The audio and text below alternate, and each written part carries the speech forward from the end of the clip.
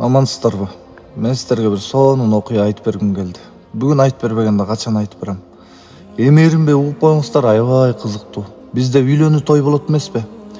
Дал ошондой бир жигит үйлөнүп, катар келин вагенди ар айдап, бир айдап, жалдап алып, эле ай чүрөк алып келип койгонсуп, ушундай болот го. Дал ошентип катар келин вагендер окшош машиналар менен кызды алып кетмек болуп, кыздын айылына барышат экен.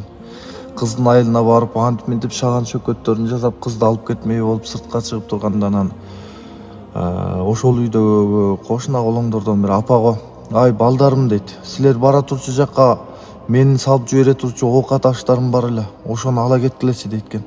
"Макул апа, бериңиз" десе, анан мындай бир чакан пакеттин ичинде жумурткалар бар экен. Жумурткаларды берет экен.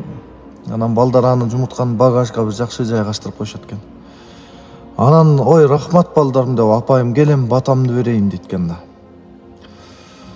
Анан баары колдорун жайып, анан апа ушундай билесиз да, энелерди мээримин төгүп, бейилин төгүп ушундай бир бата берип атат. "Балдарым өмүрлүү болгула, бакталайлуу болгула, келинге батасын берет" дейт эле.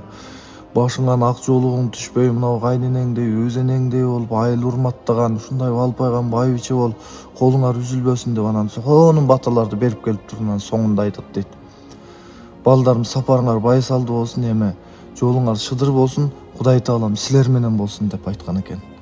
Десе баягы жигиттер арасынан баягы жигит курак калжаңдап турган акыл эс быша элек ойлонбой эле сүйлөй берген учурлар да болот го. Ошондун арасынан бир жигит айтып коет дейт. "Апа, биздин машинабыз толтур а? Кудай Таала батпайт биздин машинага" деген экен да. "Ай балдарым ай" деп апа эрдин тиштеп.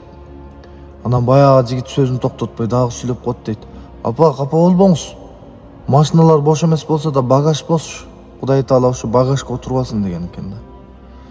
Анан апа аябай бир ойлуу калып калган экен. Ошентип жигиттер жолго чыгышып, анан билесиздер да, машинаны тимеле чымың куюн кылып айдайт эмеспи? Ошентип айдап, ата талгандай баягы жумуртка салып жиберген машина жолдон жол кырсыгына кабылыптыр. Аябай көп ылдамдыкта айдап, машинадан тамтык жок дейт элечи.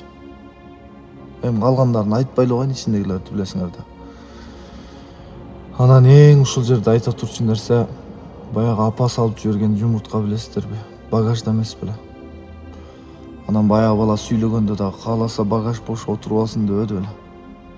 Ошол багаждагы жумуртка кандай болсо ошондой боюнча экен.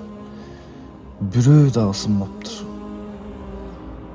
Көрдүңүздөрбү, сөздүн күчү, сөздүн касиети, сөздүн сыйкыры ушундай. Абайлап сүйлөш керек.